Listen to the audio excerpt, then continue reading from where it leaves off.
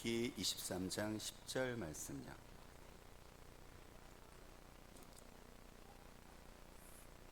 구약성경 783페이지에 있습니다.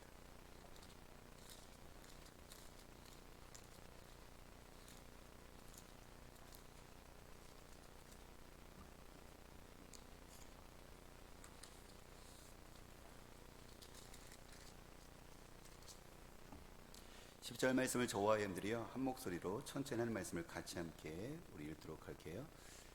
그러나 내가 가는 길을 그가 아시나니 그가 나를 단련하신 후에는 내가 순금같이 되어 나오리라. 23장 10절 말씀은 저와 여러분들이 암송을 하지는 못할지라도 많이 들었던 내용이에요. 설교를 하던 아니면 또 여러분들이 주변에서 듣던 또 여러분들이 또 사용을 하던, 특히 언제요? 어려움 당했었을 때 우리는 이 말씀을 생각하고 기도하기도 하고, 아니면 또 누군가가 힘든 삶이 있을 때는 이 말씀을 가지고 우리가 위로도 하거든요. 근데 이것은 지금 욥이 고난을 당하고 있기 때문에 욥이 지금 하나님께 기도하는 중에서 나왔던 건데요, 욥은 이 고난이 무익하다고 이야기하지 않아요. 고난이 나에게 유익하다고 얘기를 하는데요, 욥이 지금 하나님께 자기 자신의 고난과 고통에 대해서 하나님을 찾아가고 하나님을 만나달라고 얘기하는데 하나님은 그 기도에 지금 침묵하고 계시거든요. 근데 그런 답답하고 힘든 상황 속에서 욥이 자신의 그 고난의 의미를 부여를 해요. 그리고 그것을 가지고 기대를 해요.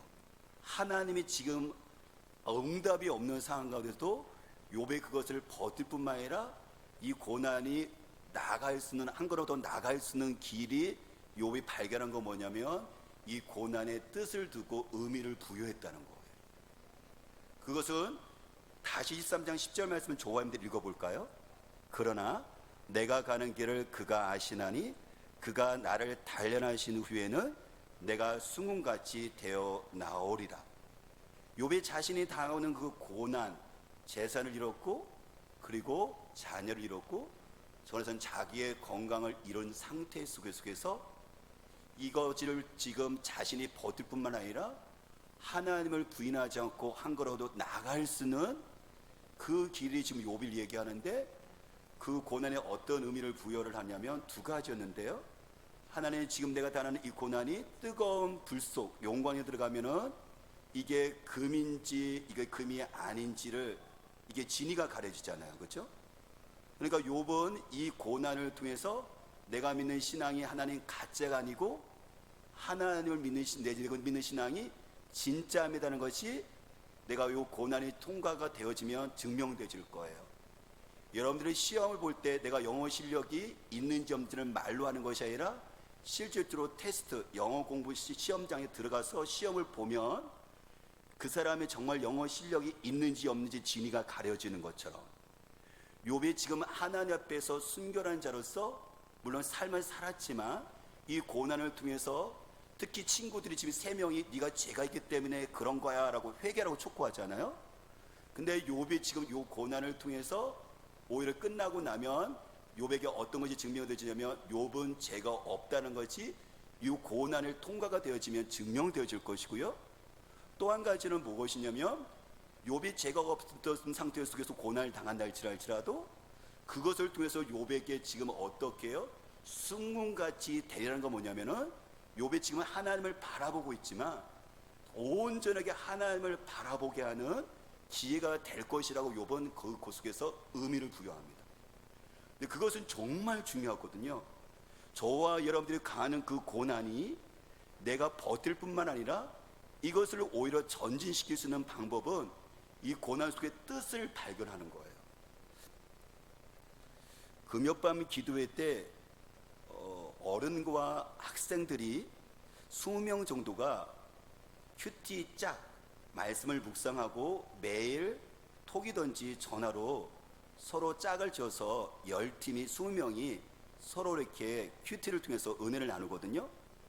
그 중에 한 학생이 저하고 짝이에요.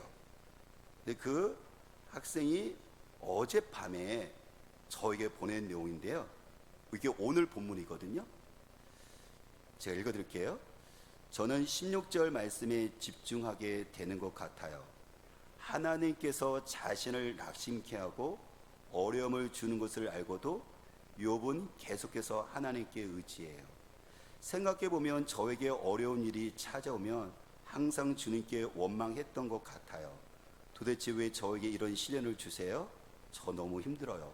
이런 식으로 원망하고 제 마음을 털어놓고 불평하기만 했어요.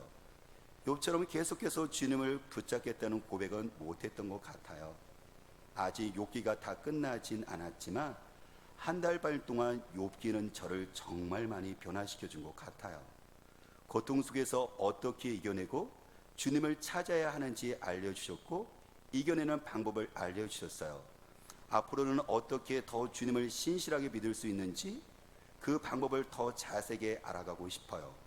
어려움 속에서도 오직 주님을 찬양하는 방법도요.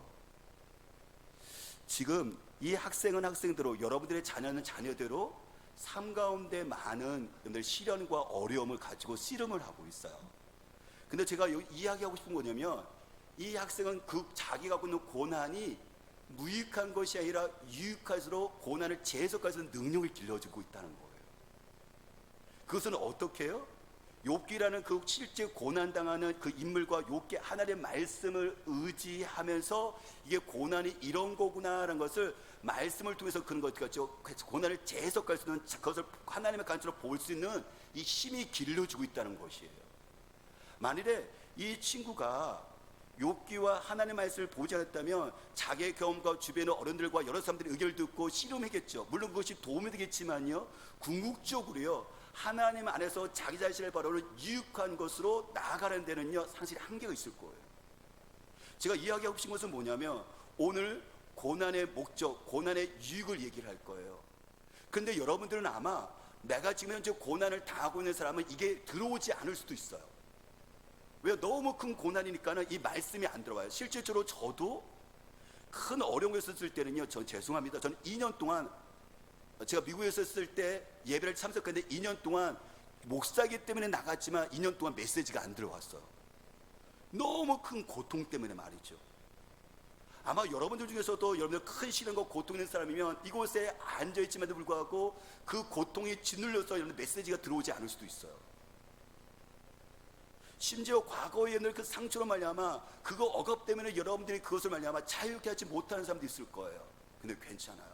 왜냐하면 성령 하나님께서는요 언젠가는 여러분들의 과거의 상처를 여러분들 말씀을 비추어서 해석할 수 있는 능력을 길러줄 뿐만 아니라 현재 여러분들 당하는 고통이 여러분들 지금 현재 이해가 되지 못하고 힘들지 할지라도 언젠가 성령께서 여러분들 그 말씀을 통해서 해석할 수 있는 그 능력을 좀 주셔갖고요 여러분들 그걸 회복하게 하시는 그 디딤돌과 그리고 여러분들 그 반석이 되는 것이 뭐냐면 이 말씀이에요.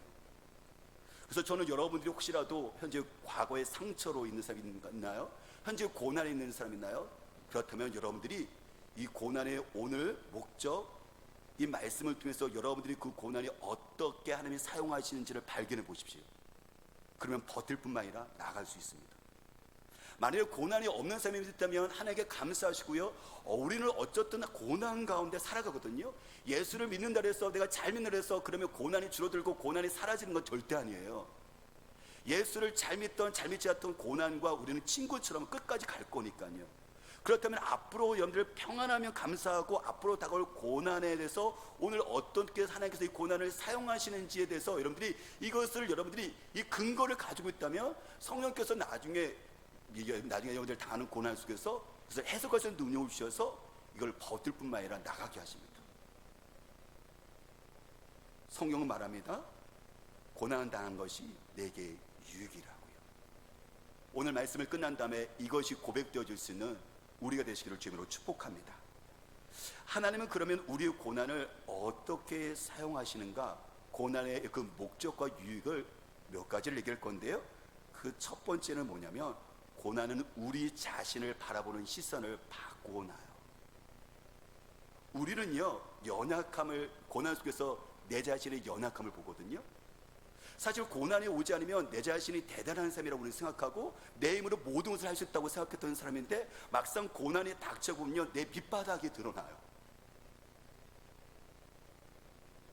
나에게 염려와 두려움이 나타나기 시작을 하고, 다른 사람에 대한 분노와 미움이 여러분들 표출되기 시작을 하고, 하나님에 대한 원망과 나의 믿음의 연약한 그 믿음들이 온전하게 그 허점들이요, 전에는 그냥 평안했을 때는 감춰졌고 어느 정도로 이것을 통제했다고 생각했는데, 이렇게 고난이 오니까 나의 연약함이 마저 시작하니까 허점들이 나도 모르는 사이에 있잖아요, 이것이 적나라하게 노출되는 것들을 봅니다. 고난이 오잖아요. 그러면요 우리는요 너그럽지를 못해요. 잘 안 돼요. 오히려 어떻게 하죠? 사람들을 비판적으로 나가게 되어지고요, 니 탓이야 니 탓이야라고 우리는요 시련 앞에서는요 내가 평안하면요 이것이 여유가 있어요. 근데 고난이 오면요 니 탓이야 내 탓, 다른 사람 탓을 우리가 얘기 시작을 하거든요. 그리고 고난이 오잖아요. 어느 정도 내가 참을 수도 잠깐인데 고난이 오면 내가 인내를 잃어버립니다. 쉽게 화를 내고요 혈기를 부립니다. 고난이 오면요 다른 사람 얘기가 들리지 않아요. 그래서 고집스럽게 그것을 내가 가지고 나가죠. 고난에 오면요 너무 쉽게 무너지고요, 내 자신을 연민에 빠져버려요. 내가 얼마나 불쌍하고 초라한 존재인지 이곳에 이렇게 한없이 들어가 버리죠. 이렇게 나의 밑바닥이 허점이 노출되어지고 시작되어지면 내가 교만할 수가 없어요.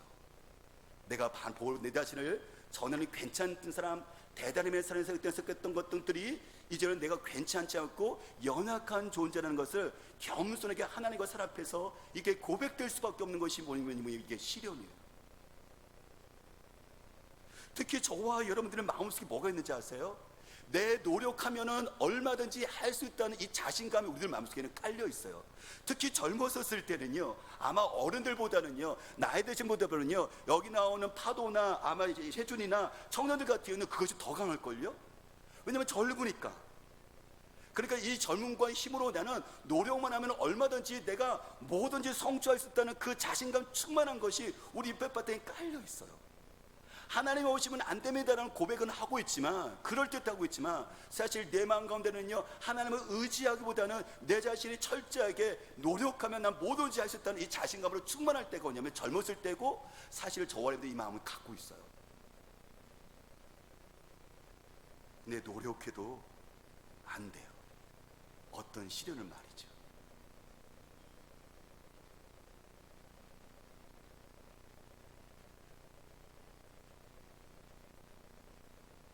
특히 자식이 여러분들 어때요? 자식이 내 힘으로 내 노력을 되나요? 우리는 알죠. 아이들에게 모든 것을 주기를 원하고 더 잘 되고 잘 되기를 원하는데, 아이들이요 내 뜻과 내 마음대로 안 돼요. 그때 우리가 생각하는 것은 뭐냐면, 나는 안 되는구나. 그렇기 때문에 어떻게 하죠? 내 노력으로 100% 해봤으면 아이들이 바뀔 것이고, 내가 뭐 사업도, 그리고 내 자신 모든 것도, 공부하는 것도 모든 것이 될 거라고 생각했는데, 이것이 무기력해도 깨어지기 시작하면 그 다음에 바라보는 게 뭐냐면 이게 하나님이에요. 근데 여기서 한 가지 생각해 뭐냐면, 우리가 하나님을 의지한다는 그 표현이 여러 가지겠지만 그 중에 한 가지 뭐냐면 기도거든요. 기도는 뭐냐면, 하나님, 내가 내 자신이 너무 무능하고요, 연약하고요, 내가 너무 아무것도 할 수 없기 때문에 하나님이 도와주세요라고 도움 청하는 게 뭐냐면 이게 기도예요. 여러분들 자녀들이 뭔가 할 수가 없잖아요. 아이들이 힘을 할 수 있는 거지만 너무 큰 건 할 수 있을 때는 엄마 도와줘, 아빠 도와줘 이렇게 하잖아요. 그렇죠? 이게 기도거든요. 근데 아이들이 엄마 아빠도 도움을 안 청해요. 그러면 자기가 할 수 있다는 얘기거잖아요. 그렇죠? 여러분들 마찬가지로요, 우리는 한 가지 오해하는 게 있는데, 내가 100% 내가 그랬죠. 내가 노력을 50%하고 하나님께서 내가 기도를 통해서 50% 채우는 게 아니에요. 여러분들 우리가 100% 노력을 해야 돼요. 맞아요. 근데 100% 노력을 했으면 그 다음에 올 것이 뭐냐면 100% 기도를 하셔야 돼요. 만약에 100% 기도를 하지 않고 100% 노력을 기울여진다면 이것은 뭐냐면은 아직도 여전히 내 삶의 주인인 것이고, 내 노력으로 얼마든지 가능하고 있다는 밑바닥에 깔려있는 여러분들 교만함이 있는 거예요. 저와 여러분들이 근데 시련은요 내 노력 100%로도 가능하지 않다는 것을 깨닫게 해줘서 기도 가운데 하나님께 바라보게 만드는 것이 뭐냐면 이게 바로 시련이에요. 사실 그때부터 우리는 하나님의 역사가 시작되어지고 살기 시작을 하는 거죠. 고난은 이렇게 우리들 자신을 바라보는 시선을 바꿔놓을 뿐만 아니라요, 고난은 또 무엇보다도 하나님의 관계를 돈독하게 하고 탄탄하게 만드는 것이 고난이에요. 저와 여러분들이 고난 없는 그런 평탄한 삶을 살아갈 때요, 저와 여러분들은 내가 하나님을 잘 믿고 있다고 생각을 해요. 내가 고난이 없었을 때는 내가 내가 사랑하는 것이 하나님인지, 아니면 내가 하나님이 주시는 그런 축복과 그런 선물들인지에 대해서 저와 여러분들이 잘 알지를 못해요. 아니, 우리는 생각하죠. 하나님이 지금 모든 것이 주셨어요, 은혜라고 고백을 하는데, 실질적으로 고난이 다가오면요, 이게요, 그렇지 않다는 것을 알아요. 우리가 몸이 건강하잖아요, 모든 일이 잘 풀리잖아요. 그러면 하나님의 관계가 아무런 문제가 없다고 생각하고요, 우리가 예배를 드리고 있잖아요. 여러분들이 여러 가지 봉사를 하잖아요. 그러면 내가 신앙적인 의무를 잘했기 때문에 하나님을 내가 사랑한다고 우리는 착각을 해요. 근데 고난이 오면 아니구나, 내가 하나님을 사랑한 게 아니라 하나님이 주신 축복과 하나님이 주신 그 선물을 사랑했다는 것을 발견을 해요. 그래서 하나님과의 관계를 내가 다시 돈독하게 하고 정립해 나가죠. 그 사람이 누구였었냐면 베드로였어요. 베드로가 성경 보니까 요한복음 21장 15절에 이렇게 말을 해요. 그들이 조반 먹은 후에 예수께서 시몬 베드로에게 이르시되, 요한의 아들 시몬아, 네가 이 사람들보다 나를 더 사랑하느냐 하시니, 이르되 주님 그러하나이다. 내가 주님을 사랑하는 줄을 주님께서 아시나이다. 이르시되 내 어린 양을 먹이라 하시고, 라고 얘기합니다. 예수님께서 시몬 베드로에게 물은 거예요. 시몬 베드로에게 이 사람들보다 나를 더 사랑하느냐고요. 이 사람들은 뭐죠? 여기는 제자들이에요. 예수님께서 십자가에 죽으시고 부활하신 다음에 제자들의 삶의 현장으로 찾아갔어요. 찾아가고 베드로에게 묻는 거예요. 지금 베드로야, 네가 나를 사랑하느냐고 묻는 것이 아니라 네가 이 사람들보다도 더 나를 사랑하냐고 물으세요. 왜냐하면 베드로가 전에 장담했거든요. 예수님이 십자가 지기 전에 베드로가 뭐라고 장담했어요? 예수님과 제자들 앞에서 너희들 다 예수님 부인하더라도 떠나도 나 예수님 배신 안 해, 이렇게 장담했던 사람이 누구냐면 베드로였거든요. 근데 막상 고난이 오니까 베드로가 어떻게 하죠? 자기의 죽음의 상황이 오니까요, 어떻게 하죠? 장담이 무너져 버려요. 그 사람이랑 이 사람은 내가 똑같은 모습이에요. 전에는 죽음의 고난이 오기 전에는 베드로는 착각한 게 있어요. 내가 이 사람들보다도 예수를 더 잘 믿는다고, 예수님보다 여기 있는 제자들보다도 내가 수제자로서 더 충성한다고, 그게 자신했었고 착각했었는데, 막상 고난과 죽음의 위기성이 오니까 그거 어떻게 하죠? 그들도 떠나고 도망갑니다. 근데 여기서 한 가지 더, 그 성경 밑에 각주 밑에 보면 이렇게 또 돼 있어요. 네가 이 사람들보다, 네가 이것들보다 나를 더 사랑하느냐. 네가 이것들보다, 지금 베드로 앞에는 지금 뭐가 놓여 있어요? 배가 놓여 있고 예수님의 도움으로 고기가 가득 잡혀 있어요. 그러니까 베드로에게서는 정말 사랑하고 중요한 것이 무엇이었을까요? 당연히 이제 예수님을 떠난 상태였으니까는 뭐가 있었냐면 이 물고기인 거예요. 그리고 배인 거예요. 물질인 거예요. 그리고 저 돈인 거예요. 더 많이 쌓이는 거예요. 그러니까 예수님께서 지금 이야기할 것이 뭐냐면, 베드로가 지금 떠난 이유는 뭐예요? 자기의 생명과 자기 생계에 이 문제가 달리는 거잖아요. 그러니까 지금 고난과 속에서 지금 베드로에게 묻는 뭐냐면, 네가 이것들보다 나를 더 사랑하냐. 베드로는요 생각했어요. 내가 이것들보다 예수님을 더 사랑한다고요. 어떤 것도 하나님과 나의 관계를 깨뜨릴 수 없다고 생각했어요. 어떤 것도 불순물이 들어올 수 없다고 생각했어요. 그렇게 자신만 해서, 그래서 나는 너희들과 달라라고 이렇게 자기 계획된 베드로인데, 막상 예수님 십자가 달리시고 자기에게 죽음의 고난이 다가오기 시작을 하자 베드로는 어떻게 하죠? 이게 여지없이 무너져 버려요.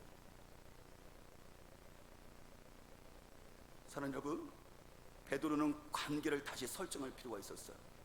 그래서 예수님께서는 베드로에게 뭐라고 하냐면, 내 양을 치라, 내 양을 먹이라고 하나님의 양을 맡기고 사역을 맡기잖아요. 근데 그 전에 확인했던 게 뭐냐면, 네가 나를 사랑하는 것을 확인하세요.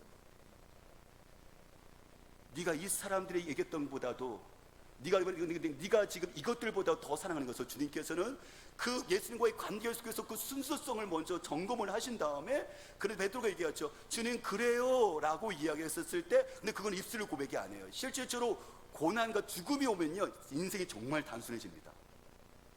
고난이 오면요 이 물고기가 중요한 게 아니에요. 죽음이 오면 배가 중요한 게 아니에요.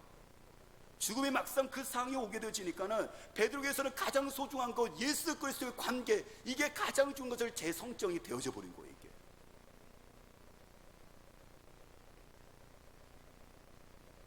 어떻게 보면 이 고난이 오기 전에는 베드로는 자기가 하나님께 충성하고 있는 것이 순수한 동기가 아니라 어떻게 보면 어떻게 하죠? 내가 예수님께 인정받고 더 나아가서 예수님을 통해서 축복을 받고 싶은 그 사람들보다 더 높은 자리에 올라가고 싶은 그 욕망이 드러난 거죠. 사는 여러분 저와 여러분들 어떻습니까? 왜 예수 그리스도를 믿고 있나요? 이건 저에게도 던지는 질문이에요. 저와 여러분들은 예수 그리스도를 사랑하십니까? 아니면 이것들을 사랑하십니까? 여러분들에게 있어서 여러분들 그 성공과 여러분들에게 있어서 여러분들 그 내가 자신의 대학 진학과 여러분들에게 있어서 그 직장과 여러분들에게 있어서 그 지위와 명예와 여러분들 이 돈과 여러분들 이 물고기와 이 배 이것이 더 중요하십니까? 아니면 하나님 그분과의 관계 그분이 더 중요하십니까? 근데 이것은 끊임없이 우리가 주님의 그 일, 주님의 그 사람으로서 끊임없이 하나님께서 우리가 계속 던져지는 질문이에요. 근데 부끄럽게도요 저도 이것을 가지고 흔들릴 때가 있어요. 어떻게 보면 지금의 저에게 그런 시기 같아요. 근데 하나님께서는 이 질문을 피하지 않으세요. 왜냐하면 내 양을 먹이라, 내 양을 치라. 네가 복음의 생명을 살리라고 했었을 때는 이 복음의 생명이 더 소중한 것을 인식해야지만이 어떻게 하죠? 주님께 나아갈 수가 있는데 여전히 내가 붙들고 있는 성공과 야망과 이 돈과 이것들을 막 모든 것이라고 생각한다면 어떻게 주님을 따를 수가 있겠어요? 그때 주님은 이 시련을 통해서 이걸 깨뜨리세요. 이 시련과 아픔을 통해서 우선순위를 점검하세요. 이 시련이 없었을 때는 내가 하나님의 나라를 위해서 하나님의 이름을 높이고 하나님의 뜻을 따라간다고 입술로 고백하고 그렇게 했던 사람들에게 보여졌는데 나도 그렇게 생각했는데 이게 착각인 것을 검하는 것이 뭐냐면은 고난이 오니까는 내 왕국이 무너지네요. 내가 쌓았던 한순간에 그런 것들은 내 명예가 이름들이 떨어지네요. 내 뜻이 성취가 되지 않네요. 이게 갈등이 되죠. 근데 사실 이게 사는 거예요. 왜냐하면 우리가 추구하고 있는 여러분들 내 자신이 아까 방금 얘기한 것처럼 하나님의 우선순위를 놓쳐버리게 되어진다면 그것이 나를 속이고 그것이 나를 배신할 것이고 나의 그것을 말미암아 내 삶 가운데 무너질 테니까요. 그래서 주님께서는 하나님과의 가치를 통해서 관계를 물으시는 거예요. 너의 그 믿음의 그 불순물을 제거하고 순금처럼 하나님의 관계를 설정하라고요. 이것은 우리를 살게 하시는 하나님께서 원하시는 거예요. 이게 우리를 살게 하는 거예요. 우리가 추구하고 있는 예수님이 주셨던 그 복이 우리를 살게 하는 것이 아니라 그건 결국 우리를 배신할 거니까 우리를 실망시킬 것이니까. 근데 그것이 아니라 그것을 주시는 하나님과의 관계 사랑을 놓치지 않는다면 이것도 주실 것이니까. 근데 이것을 거꾸로 해버린다면 다 잃어버리는 거예요. 이것도 결국 잃어버리고 주님도 잃어버리고. 근데 주님과의 사랑의 관계를 붙잡으면 주님 사랑에도 어떻게 갔죠? 이 사랑 속에서 최고의 기쁨을 이 땅 가운데 누리게 되어지는 거고 그분에서 오는 여러분들 선물도 같이 누리는 건데 우리는 거꾸로 하고 있어요. 이거를 잡으니까는 다 놓치는 거예요 이게. 근데 고난은 우선순위를 다시 만들어주고 하나님과의 관계를 돈독하게 만드는 게 뭐냐면 이게 뭐냐면 시련과 고난이에요. 그렇기 때문에 유익한 거죠. 아프지만요 우리를 살게 하는 거죠. 세 번째 고난은 우리 삶에 있어서 두 번째하고 비슷할 수도 있지만요 우리 삶에 있어서 가장 중요한 것이 무엇인지를 되돌아보게 하는 것이 이게 고난의 역할이에요. 만일에 여러분들이 사업을 해요. 직장을 다녀요. 근데 사업을 하는 사람들은 이 사업을 확장시키기를 원하잖아요. 그리고 사업을 통해서 내가 뭔가 성취하기를 원하고 성공하기를 원하고 이 사업을 통해서 뭔가 이루기를 원하잖아요. 근데 이게 실패로 끝난다 친다면 큰 좌절감을 가질 거예요. 근데 그 좌절 속에서 오는 게 뭔지 아세요? 아, 내가 중요한 것을 놓쳤다는 것을 알아요. 특히 가족과 하나님에 대한 이 소망을 놓쳤다는 것을 사업의 실패자들을 사람들이 그 간증을 들어보면 성경을 보면요 그것을 다 고백을 해요. 왜냐하면 사업하는 사람들은 아까 말한 것처럼 처음에는 가족과 하나님을 위해서 시작되었지만 이것이 나중에 사업과 경쟁 속에 들어가면 나도 모르는 사이에 이것이 잃어버리게 되어지고 오직 경쟁 속에서 나의 왕국과 나의 이름을 희약해서 가족이 시작되어지고 하나님의 이름이 없어서 사라져버리거든요. 하나님을 이용하게 되어버리거든요. 나중에 이것이 사업하는 사람의 실패와 좌절을 맛보게 되어진다면 이것이 무엇이 중요한지에 대해서 다시 고민하게 되어지죠. 우리가 다니엘을 기도해서 어제 이승재 목사님이 간증을 하셨는데요, 그분이 요한복음 10장 10절 말씀을 가지고 자기의 삶을 재해석을 하시더라고요. 요한복음 10장 10절에 내가 온 것은 양으로 생명을 얻게 하고 더 풍성히 얻게 하려는 것이라. 예수님이 오신 것은 양에게 먹을 걸 주잖아요, 그렇죠? 그래서 양의 생명을 보호하잖아요. 뿐만 아니라 양에게 공급해주고 양을 돌보주고 인도하잖아요. 그런 것처럼 예수님이 우리에게 오신 이유는 뭐냐면 우리에게 생명, 우리가 구원받았어요. 근데 거기서 그치는 게 아니라 또 한 가지가 있는데 우리의 현재의 삶 가운데 속에 이 땅에서 더 풍성한 삶을 살게 하는 것. 이승재 목사님이 이렇게 해석하시더라고요. 그러면 예수 믿으면 구원받고 이 땅에서 우리가 살아갈 때 풍성한 삶인 것은 대박 터지는 사건들이 펼쳐지는 것인가? 아니다. 그럴 수도 있지만 아니다. 내가 예수 그리스도를 믿으면 벼락부자가 되는 것인가? 예수 믿으면 기적적으로 내 병이 확확 낫는 것인가? 그럴 수도 있지만 이 풍성한 삶이라는 것은 그분의 삶 가운데 적용을 이렇게 됐다면서 그분이 그것을 이렇게 간증하셨어요.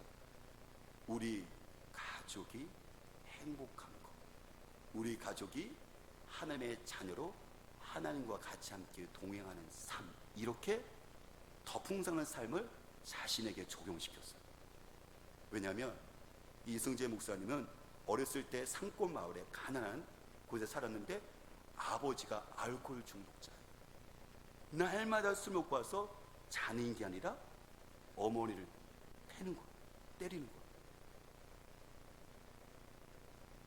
그것을 그치는 것이 아니라 평생 무직자였는데 어머니가 갖고 있는 돈 버는 것조차도 아이들을 먹이는 생계인데 생명과 같은 건데 그것을 뺏어다가 도박을 해서 도박 중독자예요. 아버지와 남편 노릇을 전혀 못하는 삶이에요. 거기서 그치는 것이 아니라 외돌려갖고요 다른 여자와 사는 거예요. 그러니까 어렸을 때부터 계속 그걸 봐왔잖아요, 그죠? 나중에 목사가 되어서 결혼을 할 때 결혼이 두려웠대요. 왜 두려웠을까요? 아버지의 어렸을 때 모습을 계속 봐왔으니까 자기도 혹시 결혼하면 아내와 아이들에게 이렇게 할까봐. 우리가 그 얘기하잖아요. 부모로부터 본 것을 그대로 자녀들도 행한다 얘기하잖아요. 그럼 이게 두려운 거예요. 내가 비록 목사지만 내 마음 가운데 내가 계속 보고 자란 것이 아버지의 그런 모습인데 혹시 나에게도 혈기가 나타나고 내가 언어뿐만 아니라 폭행으로 자녀들과 그리고 아내에게 이렇게 힘들게 할까봐 결혼을 해야 되는데 결혼이 두려운 거 이게. 근데 결혼한 가운데 속에서 아내나 자녀들이 여러분들 크게 부자는 아니다 할지라도 하나님 말씀 안에서 서로서로를 존중하고 서로서로를 사랑하면서 서로서로 말씀 하나님의 자녀로 살아가는 여러분들 그 모습이 너무 행복한 거예요. 본인은 깨어진 가정만 생각했는데 이게 깨어진 가정이 회복이 되어진 거예요 이게. 그래서 이게 가정이라는 것을 그는 경험을 한 거예요. 근데 이게 누가 주는 선물이에요? 내가 온 것은 양으로 생명을 얻게 하고 더 풍성한 삶을 살기는 것처럼 그 목사에게 더 풍성한 삶은 뭐냐면 깨어진 삶 속에서 도저히 회복할 수가 없는데 내 능력으로 되지 않는데 예수 그리스도께서 오시면 말미암아 이걸 회복시켜줘서 이제 하나님의 자녀 우리 가정에 살 수 있구나 하는 것에 대해서 이게 경험을 하고 있는 거예요. 선 여러분, 이 목사님은 고난을 통해서 알았어요. 뭘 알았을까요? 나에게서 가장 소중한 것이 무엇인지, 가정이구나. 그리고 돈 부자 돼서 아이들에게 물려주는 것이 아니라 하나님의 말씀 안에서 살아가서 믿음을 물려주는 거구나 라는 것을 그는 그것을 알게 됐고 경험을 했던 거예요. 늘 예수 그리스도는요, 우리들의 그 예수 믿는 사람들의 그 시련은요, 우리에게서 정말 소중한 것이 무엇인지, 그것이 가정이고, 그리고 그것이 하나님이라는 것을 이걸 확실하게 인식해 주시고, 그것을 가운데 삶 가운데 나아가게 하는 것이 무엇이냐면 이게 시련과 고통과 아픔이에요. 그렇다면 이것이 무익한 것인가요? 아니요. 이거는요, 고난을 통해서 주신 하나님의 선물인 것이고, 쓰라리고 고통스럽고 아프지만 우리 인생에서 특별한 기회로 하나님께서 이것을 만들어 주시는 역할인 것이죠. 마지막 네 번째로요, 고난은 우리가 고난을 통해서 누군가를 위로할 수 있는 위로자로 하나님께서 삼으십니다. 왜냐하면 고난을 당하게 되어지면 내가 아프거든요. 그래서 다른 사람들이 고난을 당하면 그 사람의 아픔이 나게 느껴져요. 이게 머리로가 아니라. 근데 어려움을 겪어보지 않는 사람들은 다른 사람들 위로할 때요, 이게 가슴으로 위로하고, 근데 공감, 마음을 정서적으로 위로하는 것이 아니라 머리로 이런 쪽으로는 얘기를 해요. 이렇게 하면 됐다, 저렇게 얘기하면 된다. 근데 이게 위로가 안 돼요.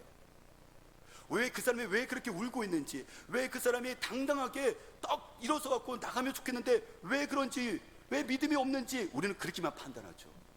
근데 고난을 자기가 당한 사람은요, 그 사람을 판단할 수 없어요. 왜요? 나도 무너져 봤거든요.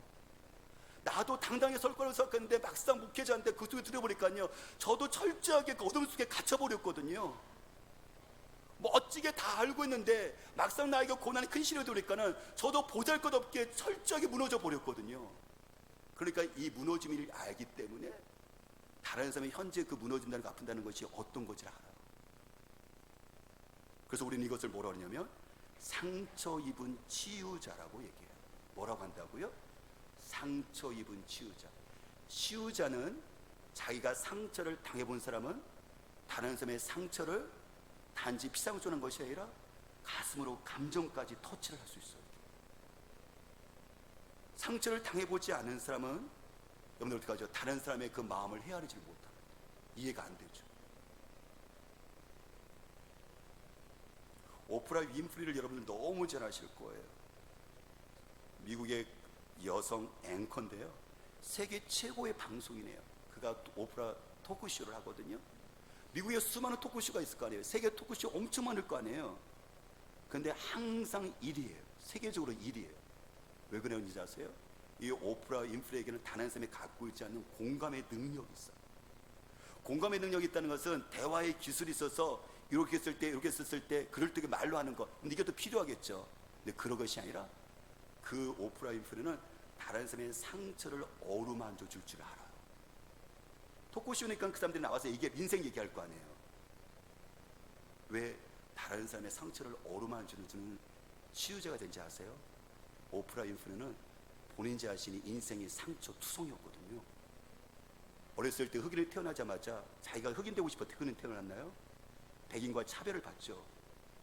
그래서 그가 자기 피부색을 긁어요. 백인이 긁으면, 벗기면 백인이 될까봐. 여러분들, 아버지가 누군지를 몰라요. 어머니는 여러분들 나가버렸어요. 그러니까 저 할머니에서 그가 어렸을 때부터 잘하고, 할머니 때. 근데 어느 날 이 토크쇼를 하는데 한 여성이 와갖고요, 오프라 앞에서 울어요. 이야기를 하다가. 왜냐면 이 여인이 성폭행을 당했거든요. 여성에서는 모든 이게 사실 끝난 상황이잖아요. 그래서 오프라 윈프리가요, 그 여자를 가서 안아줘요. 그리고 이렇게 얘기를 해요. 안다고. 내가 알아요. 많은 말이 아니었어요. 안아주면서 내가 안돼요. 왜요? 오프라 윈프리가 어렸을 때 친척에 의해서 자기가 성폭행 당했거든요. 그 수치뿐만 아니라 그 죄책감과 그 인생의 무너짐이 뭔지 그 여자는 지식으로 하는 것이 아니라 이 가슴으로 알아요. 여기서 중요한 게 뭐냐면 자기의 상처가 상처로 인생을 끝나는 것으로 무익하게 끝내버린 것만 말씀하는 것이 아니라 이걸 유익하게 만들었어요. 자기의 유익뿐만 아니라 오히려 다른 사람을 치유하게 하는, 다른 사람에게 소망을 주는 사람으로 이게 바뀌어졌다는 게 중요한 거예요. 이게 만약에 상처받는 것으로 이게 무익한 거죠. 인생 끝난 거죠. 그럼 내 예수 그리스도 안에서 이 고난은 이것을 거쳐지는 것이 아니라 하나님께서 이것을 위로하시고 다른 사람을 치유하는 자로서 하나님께서 이 고난을 사용하신다는 것이 중요한 거예요. 그래서 성경은 고린도후서 1장 3절과 4절 이렇게 말씀하세요. 하나님 곧 주 예수 그리스도의 아버지, 자비의 아버지, 모든 위로의 하나님께서는 찬양받으실 분입니다. 그분은 우리의 모든 환난 가운데서 우리를 위로하시는 분이시기 때문입니다. 우리가 하나님께 받는 위로로 인해 우리도 환난 가운데 있는 사람들을 위로할 수 있게 하시는 분이십니다. 하나님께서 우리의 고난을 어떻게 사용하세요? 그분은 자비 국률의 하나님이시거든요. 그래도 나를 반드시 어떤 고난일지라도 위로하세요. 그 상처에 싸매세요. 근데 거기서 그쳐지는 것이 아니라 그 다음에 하나님께서 이 고난을 어떻게 사용하시느냐면 바로 그죠? 우리도 환난 가운데 있는 사람들을 위로할 수 있게 하시는 분이다 하면서 상처받은 그 치료자로서 하나님께서 또 다른 사람들에게 다가가서 그들을 감싸게 하는 작은 예수로 주께서 이것을 이끄시는 것을 볼 수 있다는 거예요. 그 때문에 저와 여러분 속에서 혹시라도 여러분들 상처가 있나요? 여러분들 중독 걸린 것들이 있나요? 이것 때문에 끙끙대서 여러분들 몸부림친 것이 있나요? 내가 끝났다라고 여러분들 속에서 이 고난 속에서 파묻혀 있는 사람 있나요? 아니요. 우리 주 예수 그리스도께서는 위로하시는 하나님께서 우리를 충분하게 위로하실 뿐만 아니라 그걸 어떻게 하신다고요? 또 누군가 고난과 고통과 신음 속에 있는 사람들을 그 신음을 듣게 하시고 싸매게 하시는 하나님으로 하나님께서 치료가 치료자로 우리를 이끌어 가시고 인도하십니다. 그 때문에 괜찮습니다. 말씀을 맺습니다. 사랑하는 여러분, 고난이 닥치면 우리는 두 가지 반응을 해요. 이 고난 속에서 어떤 결과가 오냐면 한 사람은요 멈추거나 후치나거나 하나님을 떠나거나 관계가 깨지거나 모든 것들이 인생의 끝이 나버립니다. 근데 고난이 오면 어떤 사람은 이것을 어떻게 하죠? 버티고 나가고 자신뿐만 아니라 주변 사람들에게 유익을 주는 사람으로 바뀌어져요. 저와 여러분들은 이 고난이 어떻게 사용되고 있나요? 어렸을 때부터 지금까지 또 여러분들의 자녀들도 수많은 인생의 고난이 있을 텐데 이 고난이 무익으로 끝나서 나와 여러분들 자녀들과 모든 것들이 망쳐버리는 인생의 비참한 운명으로 끝나버리나요? 아니면 이 고난을 우리가 재해석하게 되어서 이것이 유익하고 우리를 자녀들 뿐만 아니라 하나님께서 쏘는 것처럼 이 세상을 희망의 세상으로 치유하는 세상으로 바꿔주시나요? 근데 이게 그냥 되어지는 게 아니에요.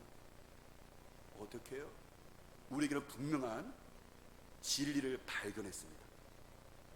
하나님의 사람들, 특히 다니엘 기도에서 나오는 수많은 그 사람들도요 똑같이 고난당하는 사람들인데 그들은 고난을요 재해석했던 사람이었었고 고난을 유익으로 바꿨던 하나님의 사람들인 거예요. 마찬가지로 간증의 주인공들은 어떤 사람이요? 고난이 없는 것이 아니라 이 고난을 하나님의 말씀 앞에 속에서 실제로 인생을 살아갔던 선배들 속에서 이 고난에 하나님께서 어떤 뜻을 두었고 어떤 의미를 두고 어떤 목적을 둔 것을 확실하게 그것을 씨름하면서 경험했던 사람들. 그래서 그것이 물러갔던 것이 아니라 물러가고 싶지만 도망가고 싶지만 아니 다른 사람들이 도망가지만 다른 사람이 대본이 무너지지만 근데 그럼에도 불구하고 성령님께 도움을 구하면서 이 고난을 내 인생 가운데 의미 있게 재해석하면서 왜냐하면 의미가 부여되지면 뜻이 부여되지면 이게 버티거든요. 그리고 나가게 되거든요. 오늘 하나님께서 저와 이렇게 물으십니다. 저와 여러분들은 어떤 고난이 있나요? 말할 수 없는 오늘 탄식할 수밖에 없는 잠 못 이루는 그 어려움과 그 고난과 고통은 무엇인가요? 그렇다면 그 고난이 우리 인생 가운데 무익함으로 망치는 것을 끝날까요? 아니면 유익으로 우리가 우리들 자녀들과 세상을 축복하는 하나님의 선물로 바뀌어질까요?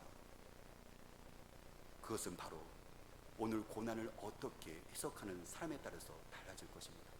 아니, 이것을 해석할 수 있는 능력과 받을 수 있는 능력을 성령께서 주실 겁니다. 성령께서 우리를 도우셔서 무익한 고난을 유익한 고난으로 바꿔주실 것입니다. 같이 기도하겠습니다.